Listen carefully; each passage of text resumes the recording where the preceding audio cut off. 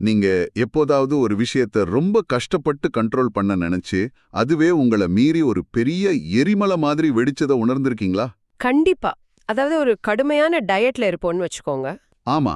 ஒரு வாரம் இனிப்பே சாப்பிடக்கூடாதுன்னு ரொம்ப உறுதியா இருப்போம். ஆனா 8வது நாள் மொத்த கேக்கையும் காலி பண்ணிடுவோம். கரெக்ட்.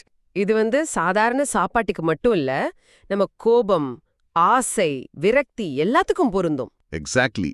இன்னைக்கு நம்ம இந்த ஆழமான அலசல்ல ஓஷோவோட தம்மபதம் சொற்பொழிவுகள்ல இருந்து ஒரு முக்கியமான விஷயத்த பேச போறோம். குறிப்பா அவரோட 111வது ஆடியோ குறிப்புகள்ல இருக்கிற சிலிர்க்க வைக்கும் உண்மைகளை தான் இன்னைக்கு நாம ஆராயப் போறோம். ஆமா, நம்ம மனச உண்மையாலுமே எப்படி மாஸ்டர் பண்றது, உணர்ச்சிகளை அடக்கி வைக்கிறதுக்கும் உண்மையான விழிப்புணர்வோட சமநிலையில இருக்கிறதுக்கும் என்ன வித்தியாசம்? இது ரெண்டுத்துக்கும் இடையில இருக்கிற ஒரு மெல்லிய கோட்டை தான் இன்னைக்கு நாம உடைச்சு புரிஞ்சுக்க போறோம்.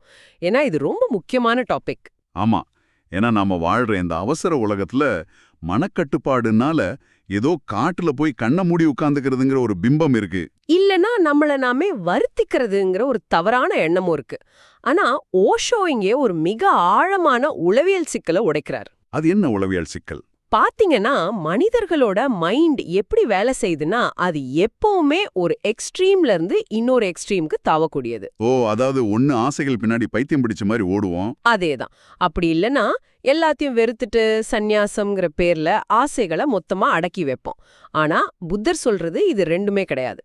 அவர் முன்வைக்கிற தீர்வு சம்வர். ஆமா, சம்பர். அதாவது சரியான சமநிலை. இந்த வார்த்தைக்குள்ள அவ்ளோ பெரிய தத்துவம் அடங்கி இருக்கு. இந்த சமநிலைங்கிற வார்த்தையை நாம தினமும் ரொம்ப ஈஸியா பயன்படுத்திட்டு போயிடுறோம். ஒர்க் லைஃப் பேலன்ஸ் வேணும்னு சொல்றோம். ஆனா அதோட உண்மையான அர்த்தம் என்ன? அதுக்கு ஒரு அருமையான கதை இருக்கு.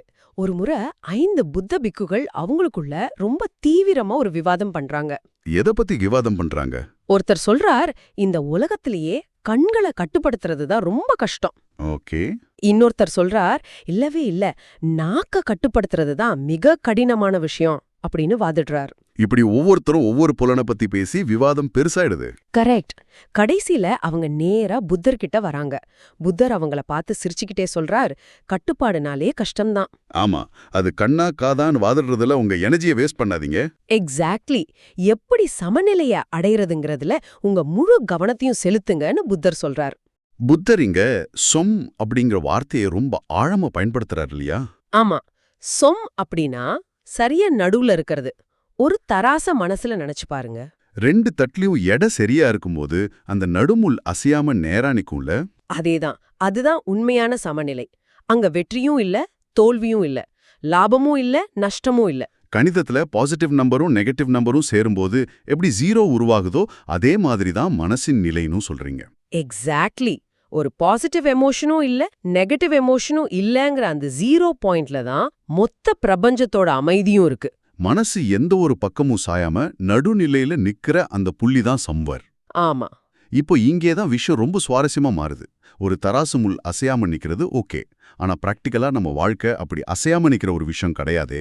கண்டிப்பா. தினமும் புது புது சவால்கள் வரும். இங்கதான் அந்த கயிற்றின் மீது நடக்கும் வித்தைக்காரன் உதாரணம் ரொம்ப சரியா பொருந்ததுன்னு நினைக்கிறேன். ஓ, அந்த ஆக்ரோபேட் உதாரணம். ஆமா. ஒரு வித்தைக்காரன் ரொம்ப மெல்லிய கைத்துல நடக்கும்போது அவன் ஒரு சில மாதிரி அப்படியே சும்மா நிக்கிறதில்ல. அவன் வலது பக்கம் லேசாக சாயும் போது கீழே விழுந்துடக்கூடாதுன்னு உடனே தன்னோட உடம்ப இடது பக்கம் சாய்த்து தன்னை பேலன்ஸ் பண்ணிக்கிறோம். அப்போ நிபுணரே, சமநிலை அப்படிங்கிறது ஏதோ கண்ணை மூடி அசையாம உட்கார்ந்திருக்கிற ஒரு கட்டமைப்பு இல்ல. அது ஒவ்வொரு நொடியும் நம்மள நாமே தொடர்ந்து சரி பண்ணிக்கிற ஒரு ப்ராசஸ். நான் சொல்றது சரியா? ரொம்ப சரியா சொன்னீங்க. இங்க கவனிக்க வேண்டிய ஒரு அற்புதமான விஷயம் என்னவென்றால் அது ஒரு தொடர்ச்சியான விழிப்புணர்வு. ஓகே. அந்த வித்தைக்காரன் கைத்துல நடக்கும்போது அவனோட சிந்தனை நேத்து என்ன நடந்ததுன்னோ நாளைக்கு என்ன நடக்கும்னோ யோசிக்க முடியாது. யோசிச்சா கீழே விழுந்துருவான். ஆமா. நொடியில பிரசன்ட் மொமெண்ட்ல 100% முழுமையா இருக்கான். தியானம்ங்கிறதும் அந்த கயத்துல நடக்கிற மாதிரி தான். நம்ம மைண்டு எப்போதெல்லாம் வலது பக்கம், அதாவது அதீத சந்தோஷத்தை நோக்கி சாயுதோ அப்போதெல்லாம் அதை உணர்ந்து இடது பக்கம் சாய்த்து நடுவுல கொண்டு வரணும். ரொம்ப துக்கம் வரும்போது மீண்டும் நடுவுல கொண்டு வரணும். இப்படி தொடர்ந்து நம்மள பேலன்ஸ் பண்ற பயிற்சி தான் உண்மையான தியானம். ஓ வாவ். இந்த பேலன்சிங் தொடர்ந்து நடந்து ஒரு கட்டத்துல அந்த முள் நகரவே நகராத ஒரு நிலை வரும். அந்த ஃபைனல் ஸ்டேஜ் தான் சமாதி. ஒரு நிமிஷம், நீங்க சொல்றத பார்த்தா எனக்கு ஒரு பெரிய சந்தேகம் வருது. சொல்லுங்க, என்ன சந்தேகம்? சமநிலையை அடையிறது தான் குறிக்கோள் அப்படின்னா ஏன் பல நூற்றாண்டுகளாக உலகெங்கிலும் இருக்கிற பல ஆன்மீகவாதிகளும் துறவிகளும் தங்களை தாங்களே அவ்வளோ கொடூரமா வதச்சுக்கிறாங்க? அதாவது முள் படுக்கையில படுக்கிறது அந்த மாதிரி சொல்றீங்களா? அதையா, நல்ல சாப்பாடு சாப்பிடாம இருக்கிறது, முள் படுக்கையில படுக்கிறது, உடம்ப வருத்திக்கிறதுன்னு பல விஷயங்களை பண்றாங்களே. ஆமா, பண்றாங்க. ஒரு பெண்டுலம் இடது கோடியிலிருந்து வலது கோடிக்கு வேகமா போகுது, ஆனா அது நடுவுல வரவே மாட்டேங்குது. அப்போ ஏசி ரூம்ல சொகுசா வாழ்றதும் காட்டுக்குள்ள போய் முள் மேல படுக்கிறதும் ரெண்டும் ஒண்ணுதான்னு சொல்றீங்களா? ஒரு விதத்துல ஆமா. அப்போ இந்த துறவிகள் உலகத்தை ஏமாத்துறாங்களா இல்ல தங்களை தாங்களே ஏமாத்திக்கிறாங்களா? அவங்க தங்கள தாங்களே ரொம்ப பெரிய அளவுல ஏமாத்திக்கிறாங்கங்கிறது தான் நிதர்சனமான உண்மை. ஓ, இதத்தான் ஓஷோ தமன், அதாவது அடக்குமுறை அப்படின்னு சொல்றாரு. இந்த அடக்குமுறைங்கிறது ஒரு கொடிய மனநோய் மாதிரி. இது சமநிலை கிடையாது. கண்டிப்பா கிடையாது. இது பழைய நாணயத்தோட மறுபக்கம்தான். கொஞ்சம் ஆழமா யோசிச்சு பாருங்க. நேத்து வரைக்கும் சுகத்தை தேடி ஓடுன அதே மைண்டு இப்போ விரக்தியில துன்பத்தை தேடி ஓடுது. ம். தன்னைத்தானே சாட்டையால் அடிச்சுக்கிற துறவிகள் தங்களோட ஆசையையோ கோபத்தையும் ஜெயிக்கல. அவங்க அந்த எமோஷனல் பெயினை பிசிக்கல் பெயினை மாத்திருக்காங்க, அவ்வளவுதான். Oh my god! அப்போ உண்மையா சொல்லப் போனா கோபத்தையும் ஆசையும் இயல்பா வெளிப்படுத்துற சாதாரண மனுஷனை விட அதை அடக்கி வைக்கிறவங்க ரொம்ப ஆபத்தானவங்க. ரொம்ப ரொம்ப ஆபத்தானவங்க. இத நிரூபிக்கிற மாதிரி தான் சாந்திநாத் அப்படிங்கிற ஒருத்தரோட கதை வருது. ஆமா, சாந்திநாத். அவனோட நிஜ பெயர் குரோத்நாத். அந்த பேருக்கு ஏத்த மாதிரியே அவன் ஒரு பயங்கரமான கோபக்காரன். ஒரு நாள் அவனோட கோபம் கண்மூடித்தனமா வெடிக்கிறப்போ அவன் தன்னோட சொந்த மனைவியையும் குழந்தையுமே கொன்னுடுறான். ச்சே, ரொம்ப கொடூரம். ஆமா, அந்த அதிர்ச்சியிலையும் தீராத குற்ற உணர்ச்சியிலையும் அவன் உடனே வீட்டை விட்டு ஓடி ஒரு முனிவர்கிட்ட போய் நிர்வாண சன்னியாசியா மாறிடுறான். அவனுக்கு புதுசா சாந்திநாத் அப்படின்னு பேர் வைக்கிறாங்க. பார்க்கறதுக்கு அவன் மொத்தமா மாறிட்ட மாதிரி ஒரு தோற்றம் வருது. ஆனா தோற்றம் மட்டும்தான் மாறுச்சு. அவனோட உடைகள் போச்சு, பேர் மாறுச்சு. ஆனா அவனுக்குள்ள இருந்த அந்த மூர்க்கத்தனம் கொஞ்சம் கூட மாறல. முன்னாடி அவன் தன்னோட கோபத்தால மத்தவங்கள உடல் ரீதியா துன்புறுத்தினான்.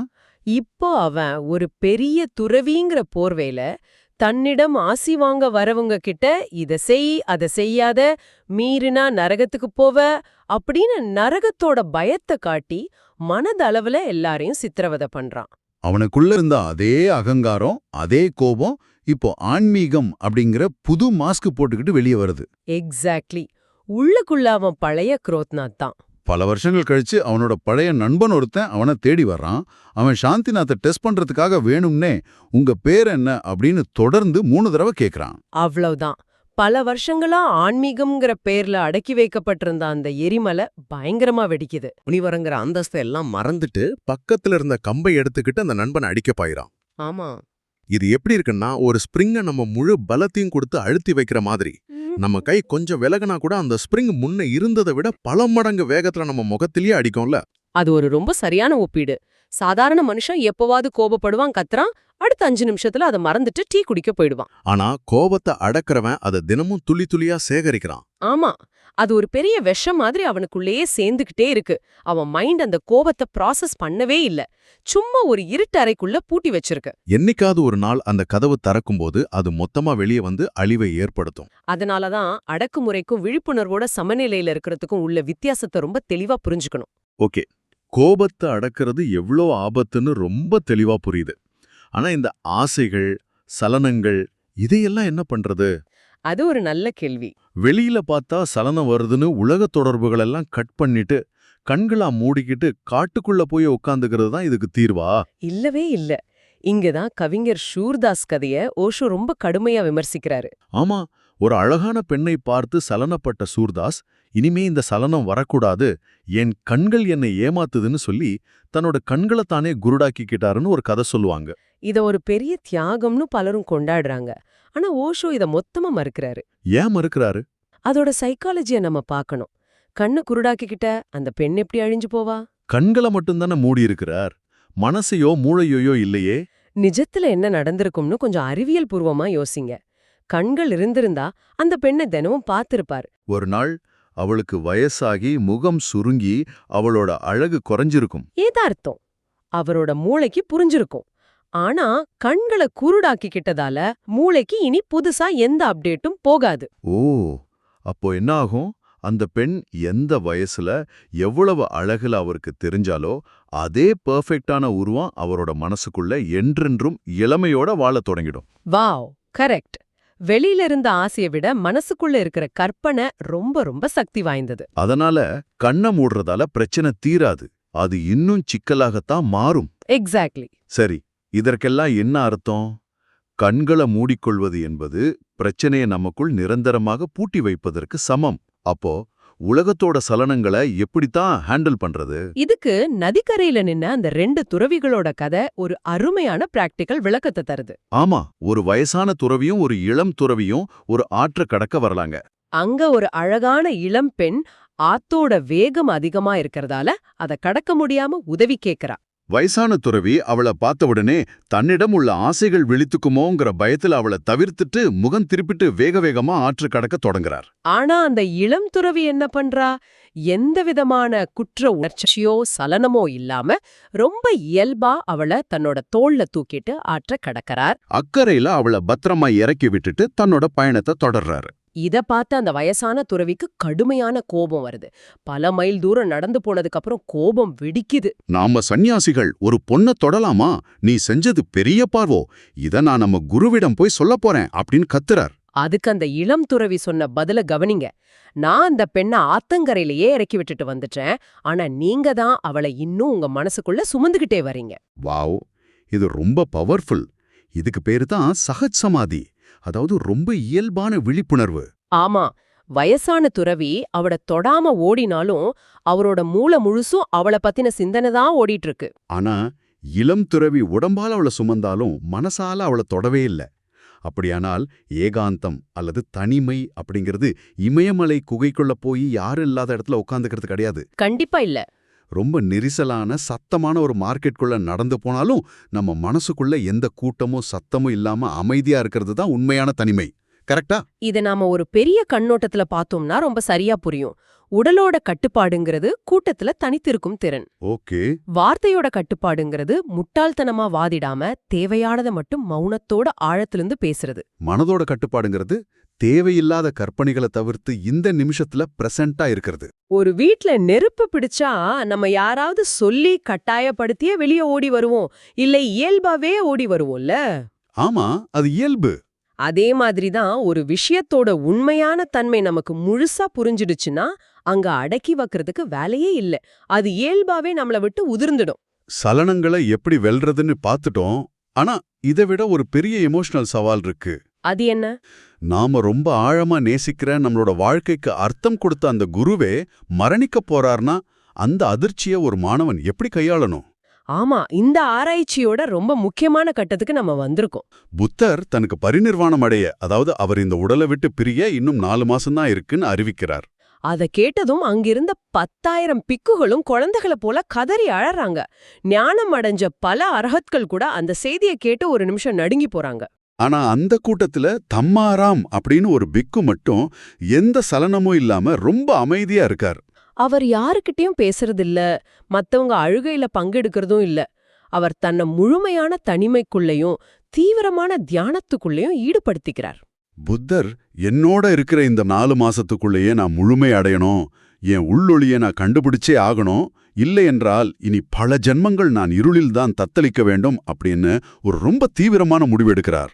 ஆமா, எந்த கண்ணீரும் சிந்தாம தன்னோட மொத்த கவனத்தையும் விழிப்புணர்வை நோக்கி திருப்புறார். வெயிட் நிபுணரே, இது கொஞ்சம் சுயநலமாகவும் இரக்கமற்ற செயலாகவும் தெரியவில்லையா? ஏன் அப்படி சொல்றீங்க? தம்மாராமின் குரு இறக்கப் போகிறார். ஆனா அவன் துக்க விசாரிக்காம எல்லோரையும் புறக்கணித்து விட்டு தன் தியானத்தில் மட்டும் குறியாக இருக்கிறானே, இது எப்படி சரியான மரியாதையாகும்? இது ஒரு முக்கியமான கேள்வியை எழுப்புகிறது. இன்னைக்கு இருக்கிற நம்மளோட புரிதல்ல பார்த்தா இது செல்ஃபிஷா தெரியலாம். ஆனா இதோட ஆழம் வேற. ஓகே. சஹா பிக்குகள் கூட இத தப்பா நினைச்சிட்டு புத்தர்கிட்ட போய் பாருங்க, தம்மாராம் கொஞ்சம் கூட மரியாதையே இல்லாம நடந்துக்கிறான் அப்படின்னு புகார் தராங்க. ஆமா, அது இயல்புதானே. ஆனா புத்தர் உடனே தம்மாராம கூப்பிட்டு விசாரிக்கிறார். அவனோட நோக்கத்தை புரிஞ்சுக்கிட்டு அந்த முழு சபைக்கு முன்னாடியும் அவனை பாராட்டுறார். ஏன் பாராட்டுறார்? தம்மாராம் செஞ்சது உணர்ச்சியற்ற செயல் கிடையாது. அதுதான் ஒரு குருவுக்கு ஒரு சிஷ்யன் கொடுக்கக்கூடிய உச்சக்கட்ட மரியாதை. புத்தர் அப்படிங்கிறது வெறும் ரத்தமும் சதையுமான ஒரு உடல் கிடையாது. அவர் தம்மம் என்னும் பிரபஞ்ச விதியோட ஒரு அடையாளம். ஓ, அப்போ அழுதுகிட்டு இருக்கிற அந்த 10,000 பிக்குகளும் புத்தரை இன்னும் ஒரு பிசிக்கல் பாடியா, ஒரு மனித உடலா மட்டும்தான் பாக்குறாங்கன்னு சொல்றீங்களா? ஆமா, அவங்க இன்னும் அந்த உடலோட ஒரு அட்டாச்மெண்ட்ல இருக்கிறாங்க. இந்த உடல் போயிடுச்சே அப்படின்னு அழறாங்க. ஆனா தம்மாராம் புத்தர் மறைவதற்குள் அந்த தம்மமாகவே மாறிவிட துடிக்கிறான். குருவோட போதனைய தன் ரத்தத்துல கலக்க முயற்சி பண்றான். பூக்களாலும் மாலைகளாலும் என்னை வழிபடுவதில் எந்த அர்த்தமும் இல்லை. என் தத்துவங்களை பின்பற்றி தனக்குள் ஒளி ஏற்றுபவனே என்னை உண்மையாக பூஜிக்கிறான் அப்படின்னு புத்தர் சொல்றார். அழுவதால் ஒரு பயனும் இல்லை. எக்ஸாக்ட்லி. ஒரு மாஸ்டர் போகும்போது அவர் விட்டுட்டு போற வித்தைய முழுமையா கத்துக்கிறது தான் அவருக்கு பண்ற உண்மையான அஞ்சலி. தம்மாராம் செஞ்சதுதான் தத்துவத்தின் மீதான உண்மையான காதல். ரொம்ப ஆழமான ஒரு பெர்ஸ்பெக்டிவ் இது. சரி, இந்த நீண்ட ரொம்ப சுவாரஸ்யமான அலசலோட இறுதி பகுதிக்கு நம்ம வந்துட்டோம். ஆமா, இன்னைக்கு நிறைய விஷயங்களை அலசிட்டோம். உணர்ச்சிகளை வெறுமனே அடக்கி வைக்கிறது எப்படி உள்ளுக்குள்ளேயே ஒரு கொடிய விஷமா, ஒரு கம்ப்ரஸ் பண்ணப்பட்ட ஸ்ப்ரிங் மாதிரி மாறும் அப்படிங்கறத சாந்திநாத் கதை மூலமா பார்த்தோம். ஆமா, சப்ரெஷன் எவ்ளோ பெரிய நோயின்னு பார்த்தோம். உண்மையான சமநிலை அப்படிங்கிறது ஒரு வித்தைக்காரன் கைத்துல நடக்கும்போது ஒவ்வொரு நொடியும் தன்னைத்தானே விழிப்புணர்வோட பேலன்ஸ் பண்ணிக்கிற மாதிரி ஒரு தொடர்ச்சியான ப்ராசஸ் என்பதையும் புரிஞ்சுக்கிட்டோம். தியானம்ங்கிறது வாழ்க்கையிலிருந்து யதார்த்தத்திலிருந்து தப்பிச்சு ஓடுற ஒரு எஸ்கேபிசம் கிடையாது. அது யதார்த்தத்தை முழுமையா எதிர்கொள்றது. அடக்குமுறை உங்களை எந்த நேரத்திலையும் வெடிக்கக்கூடிய ஒரு எரிமலையா மாத்திரும். ஆனா விழிப்புணர்வு அந்த எரிமலையை ஒரு அமைதியான நதியா மாத்தும். அந்த இளம் துறவிய போல எல்லா சூழ்நிலைகளையும் எதிர்கொண்டு கடந்து போங்க.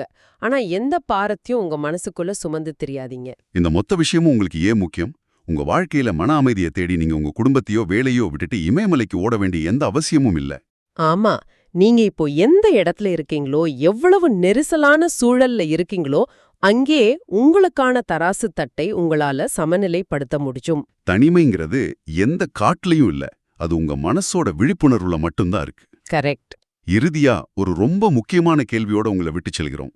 இன்னைக்கு உங்க வாழ்க்கையில உங்களுக்கு மிகப்பெரிய ஆறுதலாகவோ வழிகாட்டியாகவோ இருக்கிற ஒரு நபரோ அல்லது ஒரு விஷயமோ திடீர்னு நாளைக்கு இல்லாம போனா நீங்க என்ன செய்வீங்க? அந்த சாதாரண பெக்குகளை போல உட்கார்ந்து போனதை நினைச்சு அழுது உங்க எனர்ஜியை மொத்தமா வீணாக்குவீங்களா? அல்லது தம்மாராமை போல அந்த நெருக்கடியான சூழ்நிலையே ஒரு வாய்ப்பாக பயன்படுத்தி உங்களுக்குள்ள இருக்கிற அந்த வெளிச்சத்தை தேடத் தொடங்குவீர்களா? சிந்தித்து பாருங்கள். இவ்வளவு நேரம் கேட்டதுக்கு ரொம்ப நன்றி நேயர்களே. ஆமா, ஒரு முக்கியமான விஷயம். இந்த தமிழ் வாய்ஸ் ரீட்ஸ் சேனல் எந்த விதமான மானிட்டைசேஷனும் இல்லாம தான் நடக்குது. முயற்சிக்கு நன்கொடை அளிக்க விருப்பம் இருந்தால் டிஸ்கிரிப்ஷன்ல கொடுக்கப்பட்டுள்ள UPI ID மூலம் வழங்கலாம். உங்களால் முடிந்த அளவு போதும். சிறிய ஆதரவும் எங்களுக்கு பெரிய உதவிதான். இந்த வீடியோ உங்களுக்கு பயனுள்ளதாக இருந்தால் சப்ஸ்கிரைப் பண்ணுங்க, மற்றவர்களுக்கும் பகிர்ந்து கொள்ளுங்கள். இந்த கருத்துக்கள் அவர்களுக்கும் தேவையாக இருக்கலாம். லைக் பண்ணுங்க. உங்க கருத்துக்களை கமெண்ட்ல பகிருங்கள். நீங்களே உங்களை முழுமையாக ஆராய்ந்து உங்களுக்கான சமநிலையை கண்டுபிடிக்கும் வரை உங்களுடைய தேடல் தொடரட்டும். மனப்பூர்வமான நன்றி. நன்றி.